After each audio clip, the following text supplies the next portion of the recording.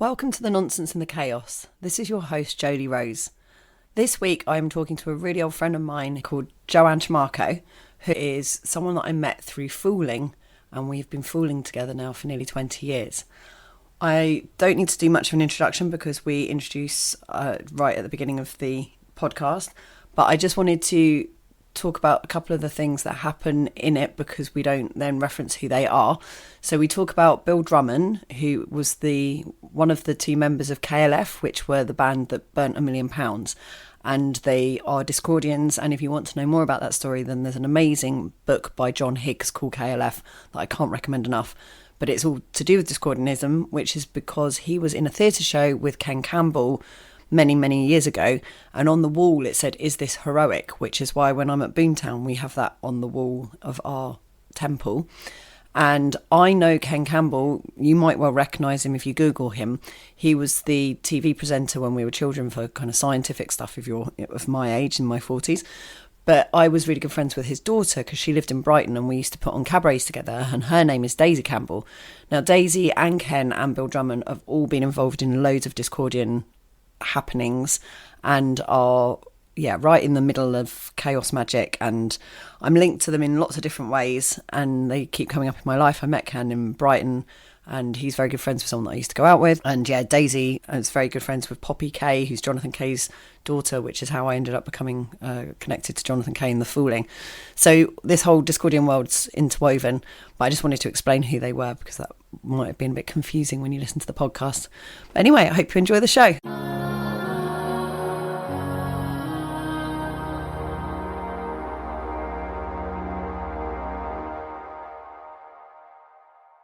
This is my dear friend Joanne Tremarco. I've known her since 2005, we think, was when you did the first workshop.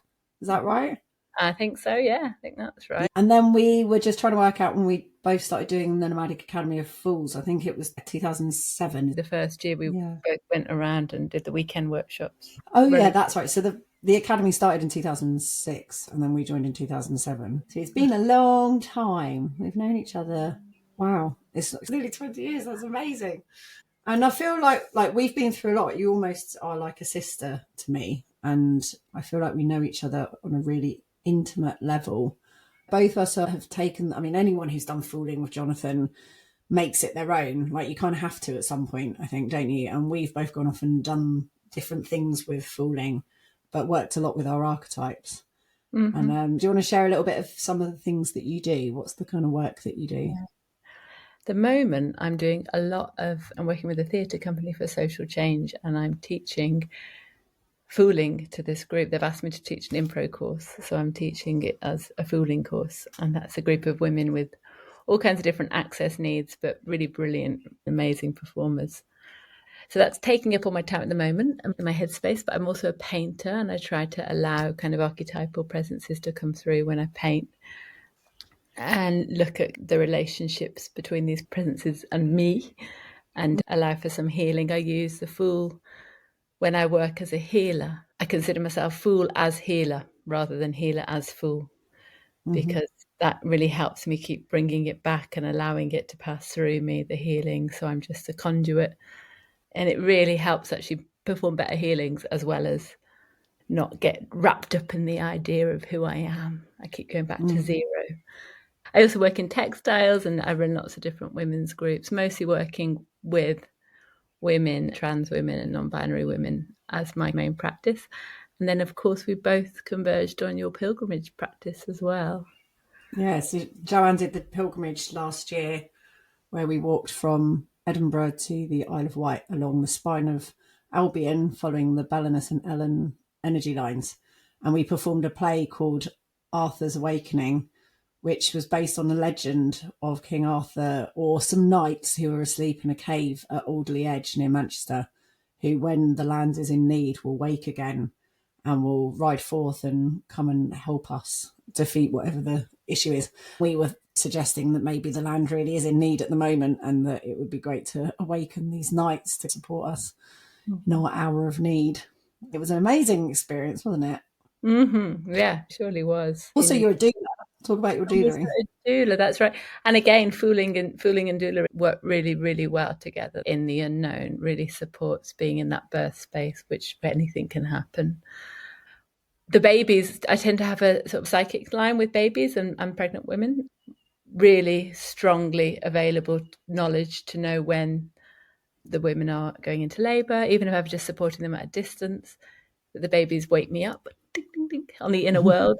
And they give me a message and ask me to share that with their mother, sometimes with their father, and that supports them to have the birth that they are kind of, or get in line with their birth, the birth that they want to be moving towards, as well as in line with the birth that is coming through. It may not always be what the mother is asking for. But yeah, I've supported lots of births, only a few in person, many online during lockdown. There was about 20 births during lockdown, which was And death incredible. doulaing as well. So the other end And of the scale too. end of life doula, indeed, yeah. So that I began that when I had a very beautiful and powerful experience with my mother when she was end of life 12 years ago. And I really was lucky enough to be present with the process from the beginning to the end of her dying, and also very lucky that she wanted me to be there to give her energy healing. I was a child that was really upset and stubborn and didn't want her to die, was bringing all kinds of far-fetched ways to save her to the table, but able to see all of those parts of me playing out. To have all these different perspectives helped with that, to be able to move my I am between grieving daughter, supportive healing friend, priestess, doula, and allow for this more rounded experience, and to forgive myself for not being able to show up sometimes. This beautiful kind of elaborate process of being with someone at end of life helped me to, helped my mum to, be able to, I believe, helped her to be able to let go, not feel so afraid and to face her fears. I trained as an end of life doula with End of Life Doula UK. It's a lot of paperwork though, so I never actually completed it because I'm not great with the old paperwork. But lots and lots of training and how to support various different people at end of life. I often do it at a distance. People call me and ask for support and messages. It's a process of supporting people to find their sense of ease, which I think also comes from our work with fooling and the work we did around Richard II as a text. Can we be ease with being nothing? When coming into the world, when sort of having to surrender to birth, or when leaving the world, you're in that space where you have to be okay with being nothing, being powerful, being amazing, but also being nothing. I made a show, I mostly make solo theatre shows around things that are difficult to share and talk about, like death, grief, sex, and these things are now becoming easier to talk about. But when I first began, it really wasn't the sort of thing that people were able to share deeply about. But, that was 12 years ago. Things have changed. It's great. And then also the other thing that I wanted to mention is Eris, the goddess of discord and Discordianism, and Liverpool, and you being a Scouser and all the stuff that goes on up there to do with Discordianism. I'm kind of on the periphery, as I am with many things, but I have been to lots of the Talks of Day of the Dead events and met with those events, and Bill Drummond, and I've got a brick for the Toxteth Pyramid. I asked some of my ashes, if I ever get burnt, I'm decided maybe I'll have to just chop a finger off and burn that and put my ashes in the Toxteth Pyramid, which is this whole kind of absurd Discordian idea that we're the people's pyramid and we'll start building it. It's going to take a long time, and people in my area, so I live in Toxteth where it's happening, so I'm allowed a brick for £1, but anyone else it's £100. And then every year on the 23rd of November, people come together and the bricks get laid on this board, and the board gets carried around a pilgrimage around Liverpool. It takes most of the day. We walk around the bounds of the city, beating the bounds and doing ceremony en route. And then in the evening, the bricks get laid. That's a Daisy Campbell kind of thing. I'm definitely on the periphery of that world. I can very strongly relate to Eris. I'm not someone who works consistently with goddesses or deities, but I have a strong awareness that she works with me. I'm a complete chaos mess. Chaos monkey. I'm a disaster. Yeah, it was a really fun conversation that me and Joanne had once where we were suggesting each other's deities or each other's archetypes. I suggested Eris, the goddess of discord, to Joanne, and she suggested Bao Bao, the walking vagina on legs, to me, which was really fun. I think they were both quite accurate. Indeed. Brilliant. Shall we pull a card and see what the universe wants us to talk about?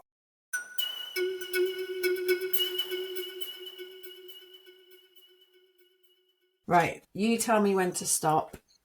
It will probably be a bit of a lag, so it won't be necessarily the one exactly that you want from when I'm pointing, but brilliant. There we go. Oh, it's the Prince of Cups, and it's a very watery looking card with a bird drinking from the water. Is that an eagle of sorts? Not really sure what sort of bird it is. It's interesting. Liverpool's the pool of life, isn't it? And we have the liver bird. Young had a dream about Liverpool and the pool of life and the liver birds coming in and the magnolia tree of the city.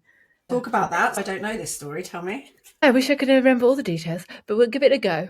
Daisy Campbell and her gang of Discordians took a pilgrimage from Cerne Abbas to Cerne in Switzerland. At some point, they also went to Young's house.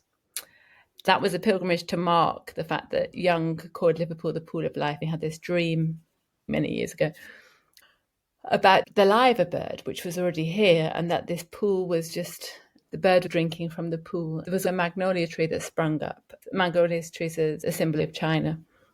And Liverpool has the oldest Chinese quarter in Europe.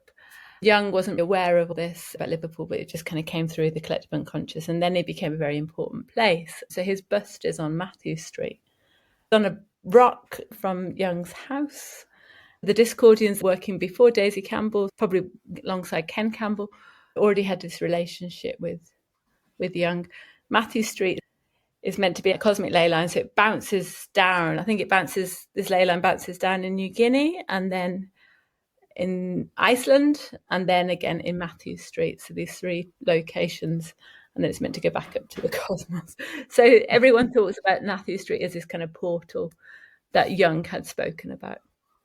And isn't there a manhole cover that's a portal that you can time travel from somewhere? That's right. That is on Matthew Street. That's in that area. Right. I think you can weave these stories as you like them, really. I think so, yeah. Many years ago, you mentioned meeting with Jonathan Kay when I was living at his house with his partner and children. I used to accidentally end up on the astral highway to parts of Liverpool. There's no major ley lines mapped by anyone through the city, but honestly, there's something going on between. I totally agree. Liverpool's one of the most amazing. It's got this bird and like the phoenix kind of thing. Although this is very watery, so it's the opposite. But there's something very fiery and phoenixy about Liverpool. Like it feels like when we went there with Jonathan, it was the only time I've ever seen him really challenged and questioned. There's something very everyman about Liverpudlians. They're, Scousers of the earth people that are, not posh, but they take no prisoners. They'll talk to anyone. They have no time for pretension or hierarchy or grandeur. They'll just talk to everybody. It's almost a baptism of fire to go there as an artist, because it doesn't matter how great everyone else thinks you are, you might not come through Liverpool unscathed. And that was what we saw with Jonathan when we went there. He was ripped to shreds, which was the only time I've ever seen that happen. And people always say that it's like a national thing, isn't it? Don't do comedy in front of Scousers. Everyone's a comedian. Because they'll be funnier than you. Time to come and perform at home. When I did, I was like, oh my God, I can do it. It's like a miracle if you can get Scousers laughing. It's a very heartfelt city. Someone said it's a scorpionic city, so that would relate to your water symbol as well, wouldn't it? But that it's just got such a sting in its tail. And if things take here, they can take anywhere. Things kind of take off here.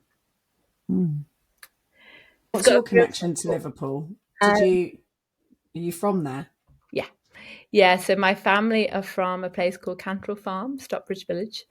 It's just outside of the city, but they were born My dad and my mum and all the family were born in the city centre. They did these city clearances of the working class areas, not all over because there's still pockets of working class houses, but they cleared everyone out and separated everybody. So my nan was one of 5 sisters, and they all got separated to different parts of the city on the outskirts.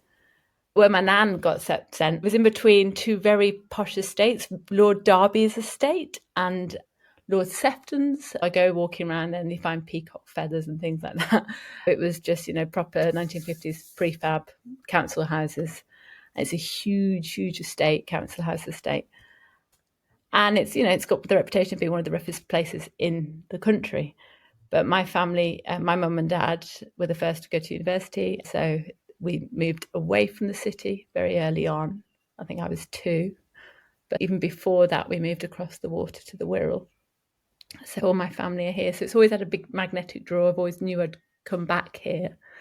I was always deeply grieving to leave here, not just family though, but to leave the city as a child. It took a long time to want to go. I moved back around the time that we came here as fools. I think that's when I decided I was definitely going to move back here. I started living in a bookshop on Mount Pleasant. Recommend going to that bookshop. What's so good about the bookshop? It's just, I think Jerry is what's good about the bookshop. It's an antiquarian bookshop. I used to know what was in there. He hasn't got a clue what's in there. Sorry, he'll probably tell me otherwise. Or he just isn't interested in certain customers, and when they ask, he's like, no, we haven't got it. I'm not quite sure, but very foolish. He opens when he wants to open. Yeah, it's amazing that Liverpool's still able to be like that, because it feels like the high streets are not really flexible in that way anymore. When we were up there were kind of empty spaces we were able to stay in. What was the name of the place that we performed in? The Mellow? It was a cafe years ago. And then it became called? Mellow. So yeah, 2008, there was a organisation, a not housing association, property developers called Frensons. They had loads of properties, and the most wise move they made was to let loads of artists stay in there and compost. So we had an incredible nightclub, an incredible cafe, loads of artist studios. I did a walk out recently with a group of people, showed them all the places we were sharing, all the places that used to be ours, used to be artists. So now they've all gone. So it's that kind of thing of getting artists to do the composting of the city. But that network and the artist community is still really strong as a result of that. Often it can feel quite abusive in these situations where you get given a property and then get kicked out. It actually feels like the artist community gained a lot from that experience. And that lasted, I think, 2008 till probably about 2013. So there was a good 5 years in those properties. Yeah, it was amazing. And do you feel like the Irish connection as well is part of why Liverpool's so unique? I think so. I mean, it's got so my ancestry is Scottish. I don't think we've got any Welsh. We've got Scottish, Irish and Italian from those generations, like a few generations back. But yeah, you still feel them. I still identify as Scottish, Irish and Italian, less Scottish, but even though, it is back a good few generations. I think people do identify as not being British here very much. All those communities are known for being storytellers, but obviously it's got this really traumatic history as well. 75% of slave ships came out of here. It's a huge, huge scar on the landscape. And they're trying to, but also a lot of people say to me that they come here and they think, although it's really difficult, it's one of the cities that is most actively trying to acknowledge its history and its past on a day-to-day basis and find ways to move on. Yeah, because I didn't pick up on that from Liverpool, whereas I did in Bristol. I felt like Bristol had a really dark, heavy energy from that, but I hadn't actually picked up on that in Liverpool when I'd been there. It feels like there's so much going on in Liverpool. It's very cosmic, isn't it? Yeah, there's so much going on, absolutely. And although we've got lots of kind of beautiful parks, there's a lot of people do ritual in Liverpool. The back of my garden opens up to a park where some people grow food and do community food projects every solstice, equinox, every festival. They do ceremony, and I always join in the park by an oak tree. And then they also do it down the road just outside. So it's got two cathedrals, Liverpool, on Hope Street, an Anglican and a Catholic cathedral, but it's a much older ley line. Although it's not on any maps, like I know for sure it is a much older ley line. Their squash nutrition project with their community gardens, their community cafe and the community shop is all on there. And then this line continues to the park where I am, where Dam and Her community, the Time Lord Time Traveller community, they've created a labyrinth in that, a spiral around a tree. There's a wood henge, and there's so much going on there because it needs to be going on there, as if it already was an energy portal, but needed light workers to go and keep, like, instead of closing the port, but keep the portal open, but keep it connected. And yeah. So what's Dam and Her's connection to Liverpool? How come they're there? I think it's through Greg, who we stayed with in Liverpool the first time when you came. Also, I know Daisy and those folk who went to Dam and Her on that pilgrimage too. Explain what Dam and Her is to people who don't know. The thing that I remember about it is that it was a community that started in the 60s, wasn't it? It's set up as a community that didn't use money, so they had their own money. They have this underground temples, which are, that's the thing I remember the most, beautiful extraordinary stained glass window underground temples. And they work with time travel. Everyone there considers themselves a time traveller. I don't know enough about it. For some reason, I've gone like, oh, that's amazing. I'm not going there. The one thing I know about it is it's an ex-volcano and that they have a time machine. It's only people who are part of the community are allowed to use the time machine or know how it works. But it's like an integral part of their community. And it feels like that's one of the communities that's lasted longer, because often communities, it seems like a really lovely idea, and it's something that I was really passionate about, wanted to do and was looking into.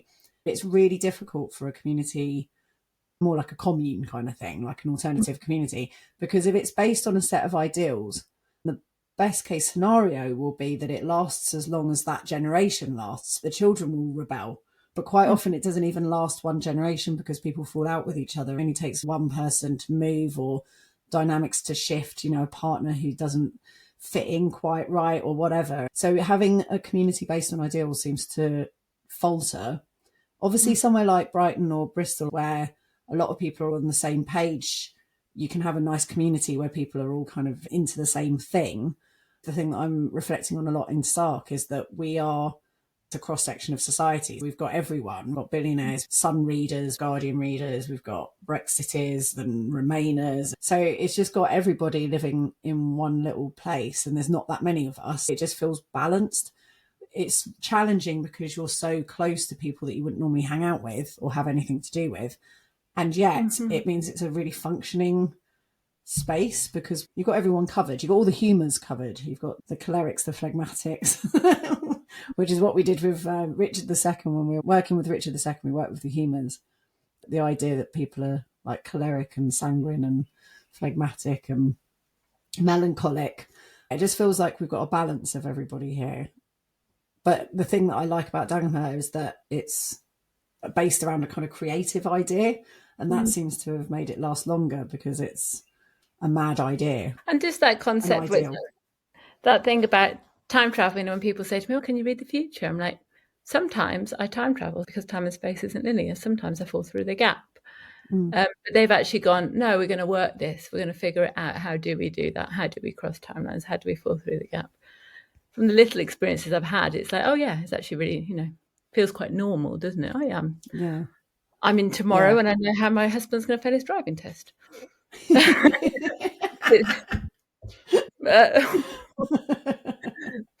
yeah, those sorts of things. So they've just chosen to do that and like really intentionally doing that.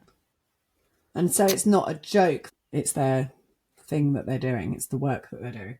Although I sat by the tree where they've done their spirals just after I'd had the embryo transfer when I had because I had one round of IVF, and I sat under it with my partner and meditated, and I met with the soul of the being that had said to me, I am coming, and IVF is a great way for me to come. So I met with them, and we both worked energetically on the embryo on the dish together, and I knew there was only one. I saw her, and it was very full. It was like I'd moved through time, and another friend then contacted me, Lucy Baker, our friend, and said, yeah, you've got one embryo, it's strong. So I get to hospital and I have got one strong embryo, but then they didn't put it in accurate. They didn't put it in well. I knew they didn't. They used the wrong catheter, and then it was like they used a soft catheter.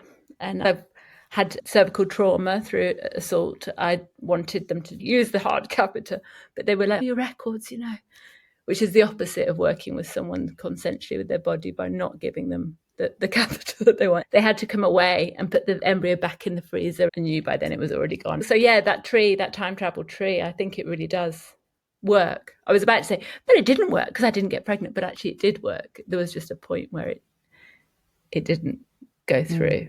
I wonder how they work with time travel, because I believe you can travel through time, but there is the chaos of the human world too, isn't there? Like that was just, it was all in order. It was all like moving, and then the chaos of the human world of someone coughing all over me. It's almost like the human world is the chaos. Yeah. Jonathan sort of said something about like this, which was that it's a lot less chaotic than you think. It's just that we don't understand it. My friend whose husband passed away saw him in a dream. She saw him in a dream, and she said to him, "Oh, you're dead." And he was like, "Yeah." And she said, well, "What's it like?" And he said, "It's a lot more organised than you'd expect." And I feel like what he meant was that nature is more organised than you'd think. It might seem like chaos and a mess, and we think it needs tidying up or arranging better. But actually, it knows what it's doing. It's just, like Jonathan says, it's less chaos than you think. And exactly what you're saying, the time machine or the connection or the portal was there. Everything was lined up and it was all up for doing it. But the chaos of going, oh, I think I know best, I'm going to do this. And just not being sensitive, attentive, compassionate or connected. That's what gets in the way and messes us around. Yeah, exactly. It was. There were a couple of times, like the acupuncturist I had beforehand to relax me. She was amazing. She put all the needles in. It was perfect. I was energetically lifting. And then she was scared that I didn't look comfortable. I kept saying, I am fine. She left the room, then she came back and no, you're not comfortable. I was like, I am comfortable. She took all the needles out quickly because it wasn't what she knew to look, what she thought was right. And it reminds me, just then moving me on to a beautiful story I heard about a hands-off doula who said that, you know, she made this pact with herself. I do not touch midwife, hands-off midwife. I do not touch the mothers. I trust them no matter what. One mother was standing more or less on her head birthing, and she was like, I've got to interfere. And she kept going, no, you can't interfere. I have made a pact to trust the mother. And then the mother had the baby, and then very quickly passed a lot of blood. She had hemorrhaged. And if she had not done it in that way, she would have died. So she was able to support the baby to come out and for her to stay alive. And then they were able to rush her to surgery. So that thing of, yeah, exactly. When humans can really surrender to like, this seems insane, but trust it's happening. That's amazing. It is. And it's trusting. I mean, I feel like that's what this card is as well. It's this other world, isn't it? It's drinking from something profound. It's but unexplainable and beyond this world that we how to relax into. Jumping timelines. I've jumped a timeline and I know I did, and now the path to Glastonbury tour is in a different place to where it used to be. It was actually the pilgrimage the year before you were there when we did the Michael and Mary line last time, and I got to the back of Glastonbury and I already felt like I'd jumped timelines in 2020 when I'd walked around Avebury. I felt like I'd gone through some river of ancestors and I knew something had changed. Suddenly I'm living a completely different life. I'm married to someone else. I'm no longer scared of heights. I jump off of cliffs for a living. And like, so many things have changed. I'm action Jolene. I'm suddenly doing all these outdoor activities that I never did before. And went back to Glastonbury, and the path to the tour used to be in the middle of the field and now it's to the right. And I was like, that's not where I left it. Like I knew that something had changed. I'm in a different reality. That's not where that path was.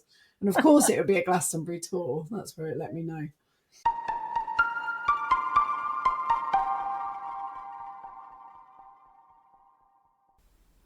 If you enjoy this podcast, then please consider supporting me through Patreon, which is www.patreon.com patreon.com/Jolie Rose.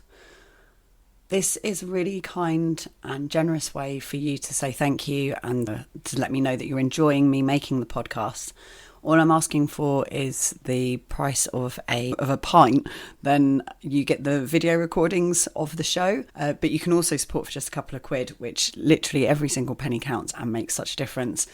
I am living in Sark in the Channel Islands, which is a tiny island with just 500 people.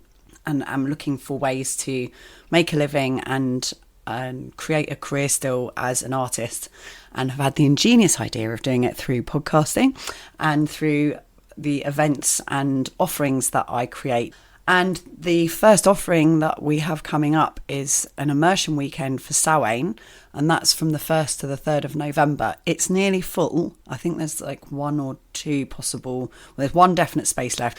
And we will spend the weekend just losing ourselves in the deliciousness of autumn, and it's the transition from summer to winter, and we're going in and we're nestling and we're getting ready to hibernate. And to create, for creation hibernation, I see this as a time of immense creativity. So if you want to come and spend some time with me foraging and connecting with the beautiful island that we live in and the land, and with the seasons and the energetics that we are in the middle of, then get in touch with me, which you can do through social media, or my email address is jolie, Jolie, at creaarts, kriyaarts.co.uk, and you can send me an email and I'll send you more information. But thank you very much for listening. I love doing this, and I hope that some of you can come to Sark and enjoy the autumn immersion with me as well. And now on with the show.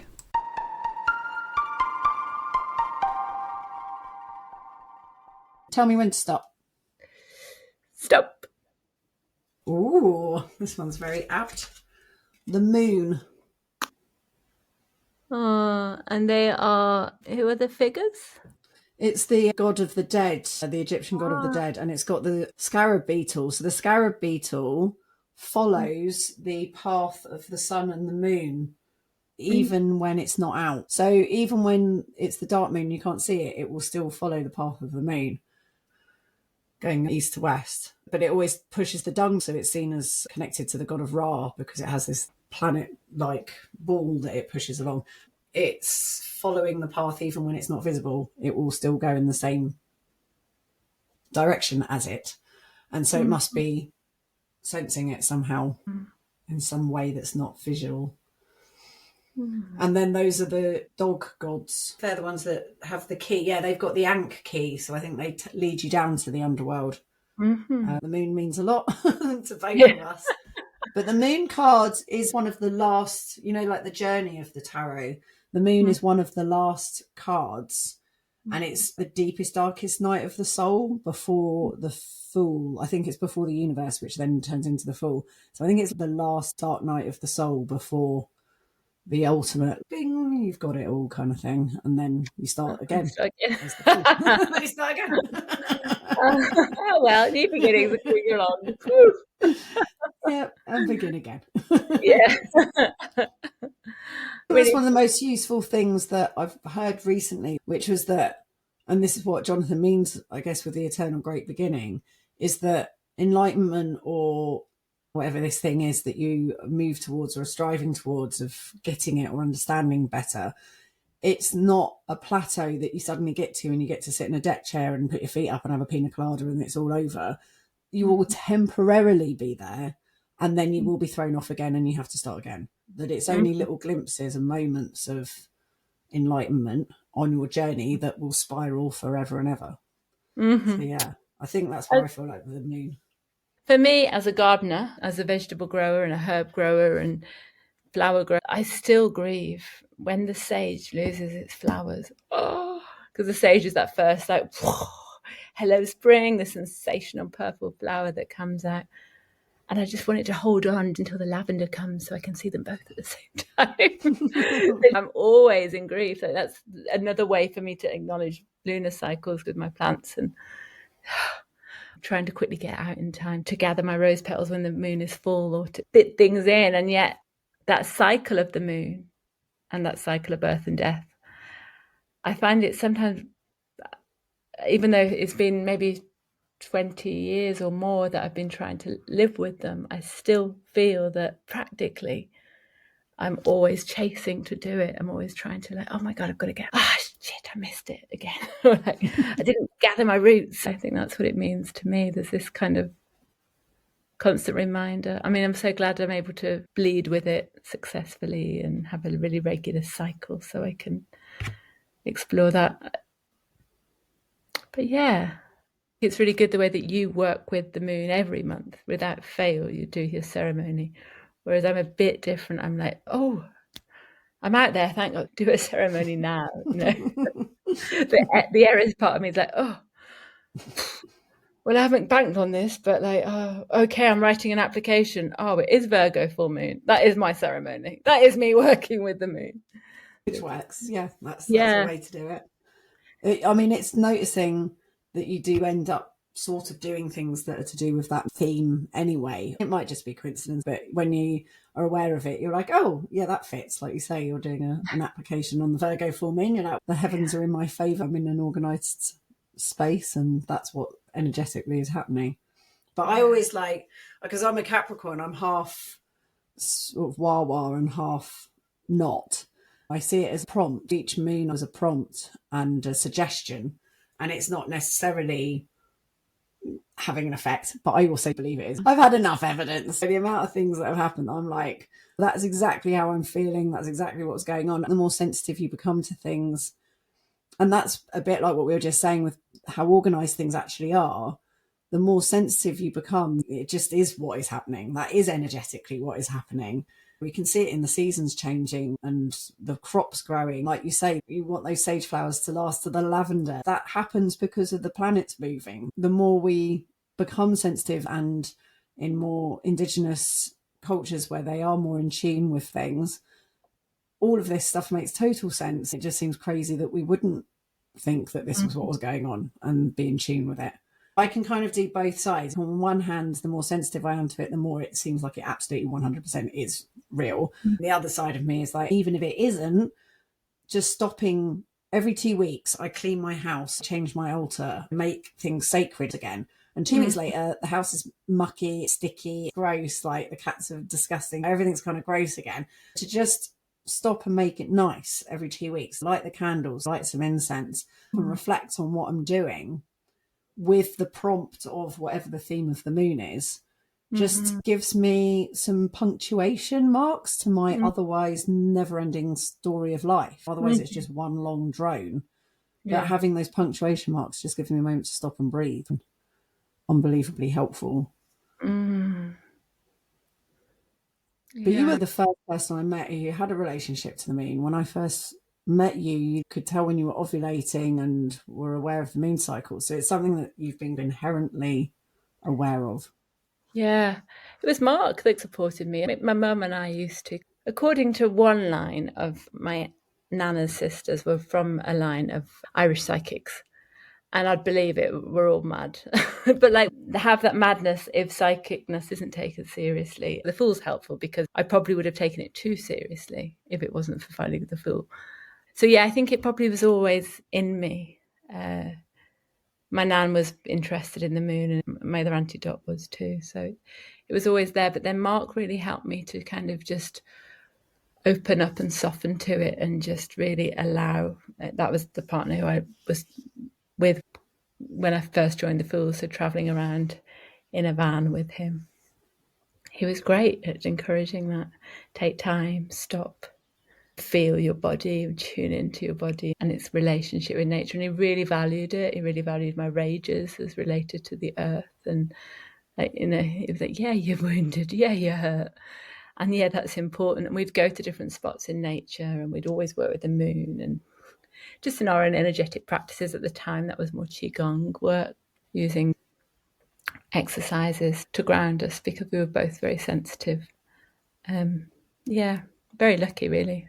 Often it's male teachers that have come to me and told me stuff, even though my chart has a lot more Lilith in it and a lot more kind of rage and like challenging of the patriarchy. Often male teachers have supported. That's really interesting. I would never in a million years guess that was where you got it from. That's crazy. Yeah, and I he think really. you touched on something there that is what I don't know what my feeling is on what witchcraft is, or witchiness is. So we have a period of time each month where we just have testosterone in our bloodstream. So for a brief moment, we are male. And then this chemistry kicks off of estrogen and progesterone, and we become something other. And that other is what I think is called witch, and is the bit that men don't understand and is confusing and can be scary unless you're someone who's embracing it, which Mark was, which is amazing. But that's the bit that gets called mad, that gets called scary, because it's not part of the male experience. But that's the bit that is the female experience. Some have got it more than others, and some have got different things. Some might be very sexual, some might be very psychic, some might just be like absolutely crazy. It can go, like you're saying, with the rage, but also just confusion and not being able to keep up to the speed of the modern world. I think that's part of it. Everything's too fast and being really sensitive. All of these things that got put on the witchy pile are basically the female experience that doesn't make sense to the masculine experience. Oh, that's interesting, because my partner now gets into my cycle. He's like, "Oh, I feel this." I'm like, "You can't. It's mine. Let me have it." Get off my period. Get out. Stop it. But yeah, I think I told you that since the IVF, I was painting with blood. And I haven't been doing it so much, but I did do a little bit this last couple of days, and just initiating a very large painting where I'll work on it over some months. But yeah, that is an amazing experience, to use that blood, because it smells so strong, especially as I store it as well. Most people hate it, but for me, it's like really earthy. It smells dirty, but like of dirt rather than dirty, like really thick, rich compost almost. That feeling of being able to use blood and generate your own pigment made me really connect deeply in a very healing way with that lineage of painters. The first painters must have been people who had wombs, people who had the cycle. They had that pigment. There's no pigment like it. You don't have to mix it. You don't have to get water and mud together to mix it. It's there. That's totally true. Whether or not it was the first pigment, I believe it was, and it totally dethroned that idea of the male painter and the men owning all the galleries. I'd been angry about that and riled about the secrecy, but it just gave me such a sense of power. Yeah. Even if they do own all the galleries, whatever. It really doesn't You stole matter. our idea. Also, your paint isn't actually magic. This is magic I'm painting with. Mine's moon magic. Yeah. Really cool.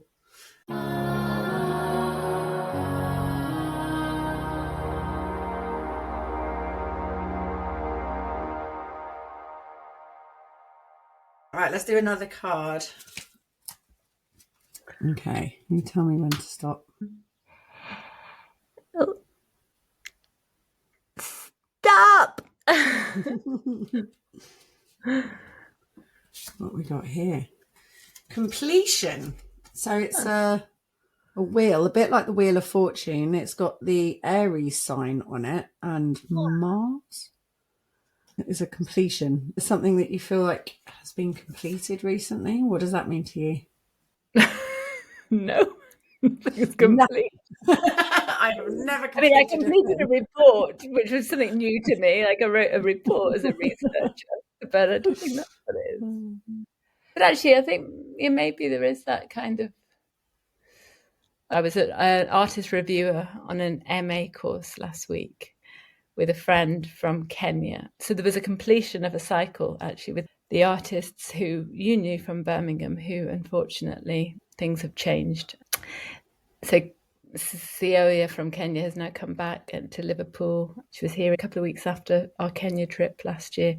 There was a lot of angst about what had happened in Kenya. Explain what had happened. I had a lot of pain in that the artists who were there were really being asked by the Kenyan-based artists, all of them, to acknowledge that they felt like they're being racialized, especially younger, but still like in their 30s, black males on the trip. There was a lot of white fragility within the organisation, who had come from Birmingham as a host organisation. A lot of anger, a lot of shouting, screaming. They'd returned to Kenya to try and clear something of their post-colonial life. So one of the women had grown up in Kenya and been there for 5 years as part of the colonizers' community at a time where it was very, very brutal, the treatment of Kenyan people, all of the different tribes, specifically Kikuyu. All the tribes had been very brutally treated by the British government. Her family were part of that. So I was invited on that residency with the impetus that I would support some kind of healing. But the male partner of that trip was very resistant to healing, and any work that we managed to do with the female would be undone by the male very quickly. It was like he was covert narc, was what somebody called him. And I can understand that this kind of like couldn't allow things to change and to shift and to grow. So it became very, very nasty to me, very nasty to all the Kenyan artists that were there, very nasty to the other young black male that came on the trip who was in his 20s. Yeah, it was just really, really horrible situation. And then I had to go back and work with them and create that beautiful big textiles project that I created. I had to work with them attacking me constantly, psychically and physically. So recently I've covered my house in rowan berries. As soon as it came out, I was like, thank God. All of the portals, all of the doors in my house, everything is covered. I wear it in my hair all the time. Rowan, for me, it protects me against psychic invasion. It really works, and I've worked with it since I was in my 20s. Found it one day, found myself wrapped around a rowan tree when I was desperately in need of psychic invasion. Tiny little sapling, and there was a tag on saying protects you from psychic invasion. And ever since that, it's been the one that's kept me safe. And when we were at COP26 after the pilgrimage there, the rowan tree invited me to astral travel into that fire ceremony. I was there on the astral plane with the other healers and holding that space as the rowan's kind of ally.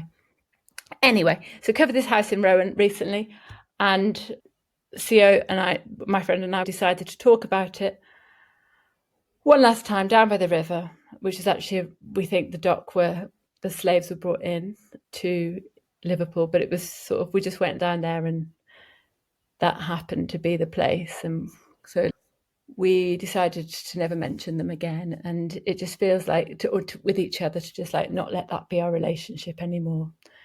And so that relationship that I've got with her, she's an internationally successful artist. She's utterly brilliant. She's funny as anything. And all that stuff made the Birmingham-based artist very jealous. I feel like there is a completion. On the other hand, I was working with them and I was like, oh my God, but my work is all community-based at the moment, socially engaged practice. I realised I'd had a lot of shame around the fact that most of my artistic career is socially engaged practice, even though that's all I ever wanted to do, but that I haven't kind of developed myself academically as an artist or got anywhere as an artist. And now it just feels like the cycle's ended of that shame. And now it's just like, I'm interested in developing artistically again, to start working in different ways, maybe looking towards a PhD or something in the future, but actually really enjoying and celebrating my socially engaged work rather than like, oh, I wanted to be an artist kind of. Yeah, well, this is the thing. We put ourselves under all sorts of crazy pressure. What's the point? We can tie ourselves up in knots about success and what success is meant to look like and why we're doing things. And then you do something really precious and amazing that has an influence on improving people's lives. People get amazing stuff out of it. I could have won the Turner Prize, or I could have done Arthur's Awakening.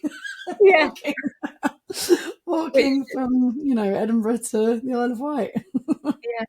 Interestingly, I've met Sam Lee quite a few times this year, who I first met through you on Hooley Hill, on that site. At one point, I went to his Singing the Nightingale thing, which is amazing.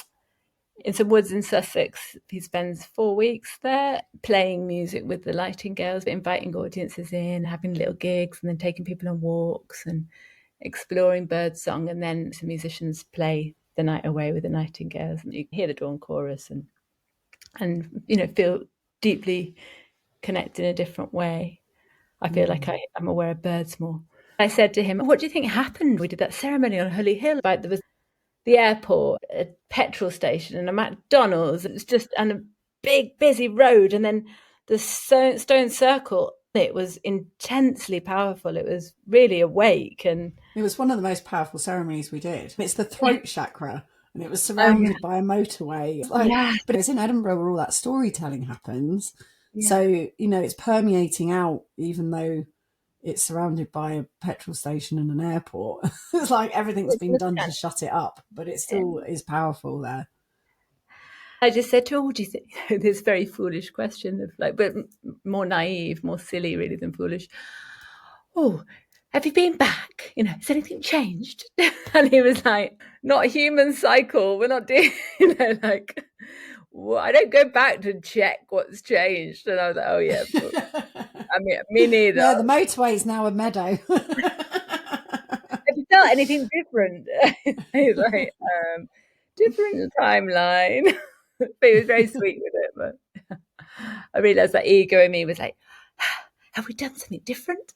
But we have, you know, the amount of stuff that's just, it keeps happening. It keeps unfolding. And it is almost out of your side vision.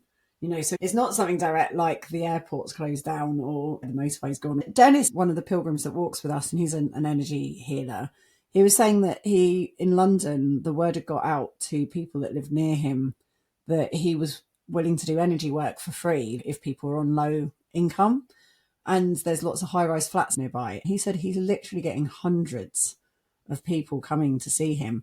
He said he's never known anything like it. He said even like in the height of the 60s stuff and, you know, different points in time where it's felt a lot more like there was a more counterculture thing going on.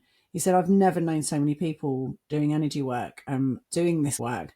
It's on a different plane. It's on a different level that something's shifting and happening. Mm-hmm. And that's why I was mentioning Discordianism and chaos magic, because even with this podcast, it's ended up telling a story. The people that I've interviewed, it's ended up that Megan, who I first interviewed, does stuff at Boomtown. We didn't know that Boomtown was on the Ellen line until we had already agreed that we were going to be working there.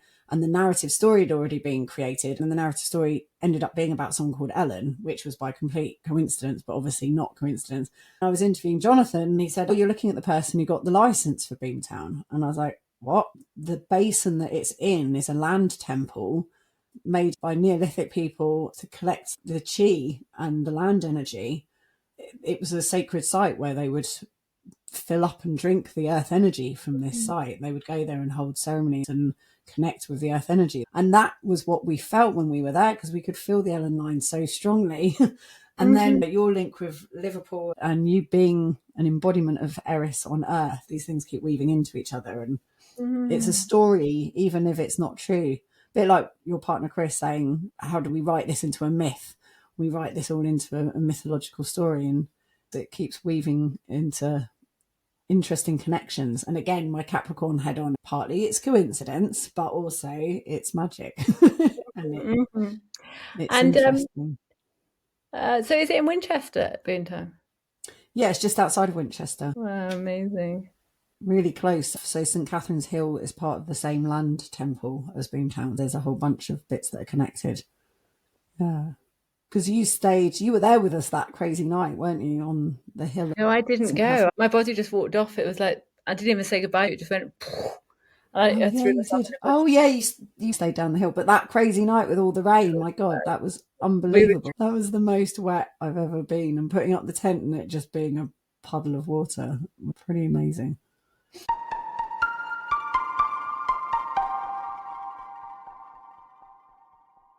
Yeah. So the last thing is a chaos crusade. Is there something that you would suggest to people to do that just will change their experience of the week, just to mess things up a little bit?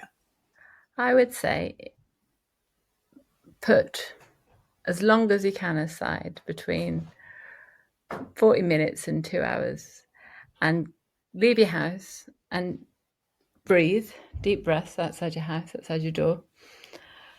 And just get used to where your pendulum is, and then ask your body, okay, so where's my yes? And usually a yes is forward, and where's my no? And then ask your body, where do I want to go? and follow that nose and really keep going. That's not what I expected.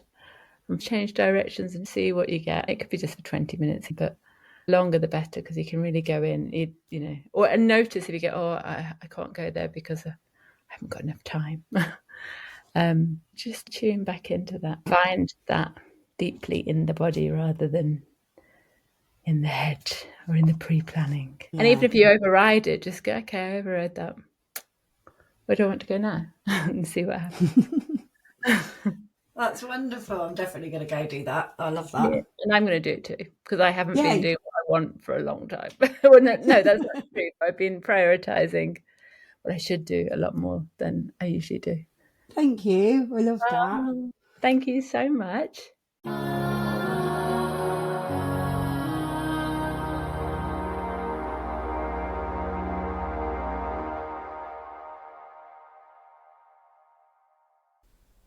So that was Joanne Tremarco. I really hope you enjoyed the show. I loved chatting with her. We have so many things that we can talk about forever, and there's so much depth and understanding between us. And I hope that came across, and I really enjoyed listening back and editing it. So yeah, that was a wonderful conversation.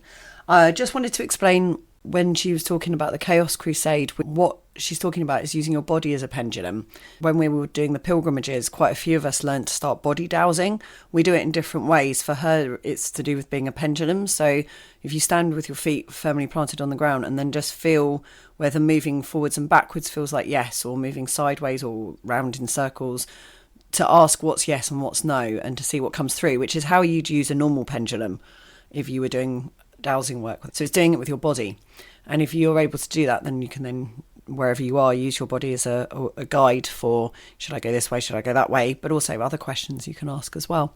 So that might be something that's useful for you going forwards in the future. Thank you ever so much. I think that when I'm thinking about what to explore next, I've got a feeling that it would be good to delve into the Discordian world a little bit more, just because we keep referring to it, and for you to understand what that's all about. But I'll see who comes up, because I also have another surprise for you, and that is that I'm going to be recording for the next podcast, which is normally me on my own. I'm going to start sharing the play that I wrote about Anne Clark, who is my guardian angel, who's the woman whose house I squatted back in 2002, and I wrote a play called Hip.